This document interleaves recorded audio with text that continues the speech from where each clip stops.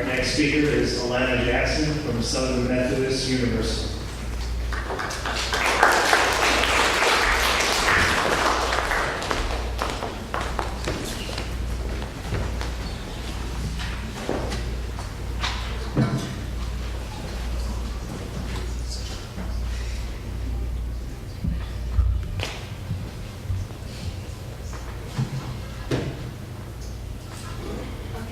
Good morning. My name is Alana Jackson, and this past summer I had the honor of working in the lab of Drs. Renee and Kathleen Galindo in the Department of Pathology at the University of Texas Southwestern Medical Center on a project entitled Using Drosophila melanogaster as a model to study EWS FLE1 gene targets in a model for Ewing sarcoma. So before I delve into the specifics of my research, I'd just like to give you guys a bit of background information to further your understanding of my topic. A sarcoma is a cancer that affects non-epithelial or connective tissue, and a childhood soft tissue sarcoma is a cancer that affects the muscles, fats, blood vessels, neurons, tendons, and joints of children. Childhood soft tissue sarcomas are marked by their unique chromosomal arrangement, which leads to transcriptional abnormalities. There are two genetic models for sarcomas, a fusion negative and fusion positive model. The fusion negative model is the result of a unique karyotypic arrangement, and the fusion positive model, which affects most patients and is the one that my research focused on, is the result of chromosomal translocation. The Galindo lab has studied soft tissue sarcomas for many years and had a very successful project involving identifying gene targets for rhabdomyosarcoma, which is another soft tissue sarcoma. Because of the success of this experiment, we decided to expand the research to Ewing sarcoma, which is a very aggressive but relatively rare sarcoma that only affects approximately 300 new cases per year.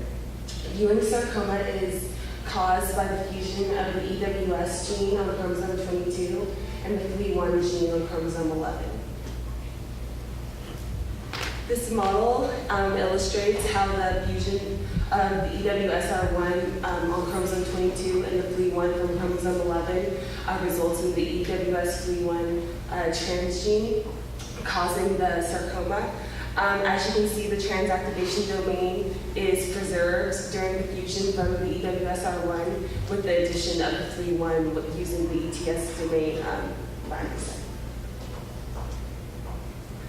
The Galindo lab uses Drosophila melanogaster to do their preliminary research for their genetics work, and Drosophila melanogaster is also commonly known as the fruit fly. Fruit flies have been used in genetics research for many years. They're very useful for a couple different reasons. First being that they're very cost effective, much cheaper than using mouse or rat models. Also, they only have 4 chromosomes, so their genome has been completely mapped, which allows for geneticists to understand the genome better to insert genes more easily. Leading me to the next advantage, it has an easily manipulated genetic sequence. And lastly, Drosophila have very scrollable phenotypes. Often, researchers will attach a desired gene of interest to a phenotype. That way, if the fly expresses a phenotype, they know that it also has the gene of interest. There are a lot of different phenotypes that you can use to mark different genes. You can use varying eye size and color. Also, you can change the wings, making them non-existent, or you can inhibit them. You can also change the growth patterns of the hair on the backs of the flies. The importance of the research does carry over to humans because there's a 97% protein identity between humans and Drosophila in the FLE1 DNA binding domain. This homology between the two species is important because it shows that research in Drosophila can carry over to human models. My lab used the Gal4 UAS model system to attach a phenotype to our gene of interest, which was the EWS31 that we inserted. The phenotype that we used to score was an eyeless promoter because it's very obvious if a fly doesn't have an eye or has an eye. So we would know immediately if the gene was expressed. And the goal was to create a master stock of males that were eyeless and had the EWS31 transgene, which brings me to my research design. So there were two main aims of the experiment. First, to generate and characterize an EWS31 Drosophila model, so that's creating the master stock that we needed. The second aim was to utilize genetic screening to identify EWS31 gene targets and cofactors, which would eventually lead to therapies in the future. So there was not, but we expected that we would be able to create the EWS31 model in Drosophila, and we also expected that we could promote gene expression in final generation with minimal lethality. Which brings me to my results. Okay, so due to the rudimentary stages of this experiment, I spent the summer creating the fly stock, which involves a lot of fly crossing, and ran into a few problems because the eyeless promoter was slightly more lethal than we expected. It was causing the flies to be born without their whole head instead of just without eyes. So we had to kind of move around and kind of optimize the fly stock so that we could get those males with the EWS31 transgene with the small eyes, and they're not dead. Okay, actually, to my discussion. So in summary, the goals for the future are to drive the transformation of cells expressing EWS31 to be able to characterize the behavior of the cells in vivo to eventually develop therapies. And here are my acknowledgements. I'd now like to open the floor to any questions, comments, or questions.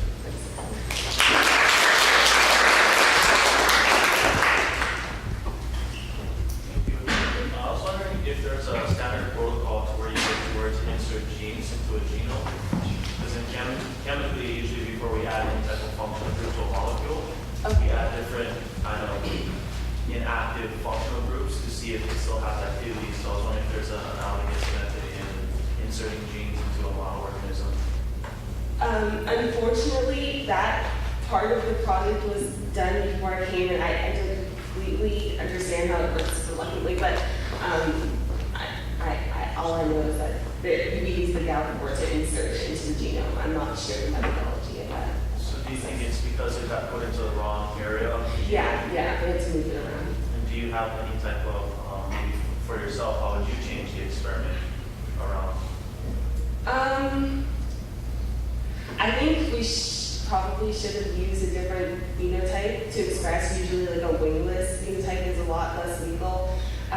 The researchers wanted to use the eyeless because that's what they used in the rhabdomyosarcoma project that I mentioned earlier, but I think that it was too toxic for the glyphosate. Yes. Do you know if anyone potentially tried, I guess, to recreate the fusion gene in like S2 cells, so the Drosophila embryonic cells? Instead of going straight to the actual. Oh, yes. Yeah. Do you have any ideas or speculation as to what the EWS41 gene targets or cofactors could have been? Even though it's a complete experiment. So not at this time, no, that part of the research can only be completed once the master stock was complete, and that, so. Well, I mean, just like from the literature, are there any things that you guys Oh, speculate? there's not really a lot of research. That's why the lab kind of chose it, because it is rare, and it also hasn't been researched very extensively before. So that's what they did with the Rhabdo project.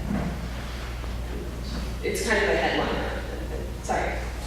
Could you tell us a little bit more about what kind of troubleshooting you did, or sort of how you figured out what the problem was, and this has solved? It basically just involved crossing multiple streams of flies until we got something that was less lethal, flies that could handle it more. I'm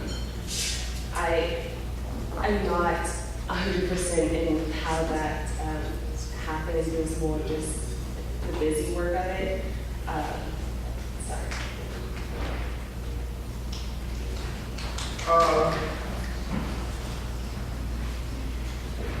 So I am going to give feedback on behalf of our board today.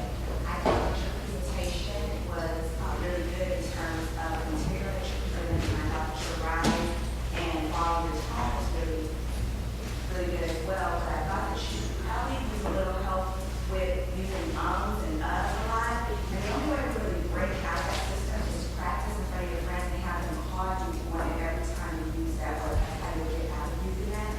And then the other comment that I have is for your results section. You really have a large paragraph. You really just want to break the trend of having that much terminology on one slide. You could probably summarize it with a few less words. Thank you. I want to say that those people who have, from SMU who had their presentations critiqued, I want you to get with Mr. Marion and look over the full presentation so that you can learn from it.